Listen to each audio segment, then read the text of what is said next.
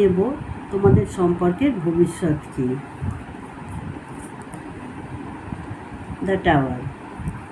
তোমাদের এই সম্পর্কটা একটা সময় কোনোভাবে ভেঙে গিয়েছিল, সম্পূর্ণ এন্ড হয়ে গিয়েছিল, তো প্রচুর ক্ষয়ক্ষতি হয়েছিল। তোমরা ভেবেছিলে এই সম্পর্ক আর কোনো দিনও ঠিক হবে না। 6 অফ কাপ। কিন্তু এই সম্পর্কটা ভাঙা নয়, এটা তোমাদের ছোটোবেলার সম্পর্ক। তোমাদের ভবিষ্যতে ভিক্টরি এবং সাকসেস আসতে চলেছে। 4 অফ ওয়ান্স। তোমাদের ম্যারেজও হতে চলেছে, আর ম্যারেজ কাপলদের তাদের পার্টনাররা সম্পর্কটা আবার ঠিক করে নিতে চাইছে, আর তুমিও চাও এই সম্পর্কটা আবার যেন সব ঠিক হয়ে যায়।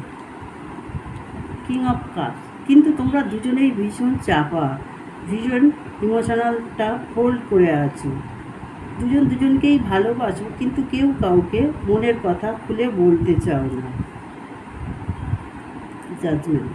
কিন্তু তোমরা ঈশ্বরের কাছে প্রে করছো যে এই সম্পর্কটা যেন আবার সব ঠিক হয়ে যায়, এবং এই সম্পর্কের ওপর ঈশ্বরের ব্লেসিং আছে, এটা কখনোই ভাঙার নয়।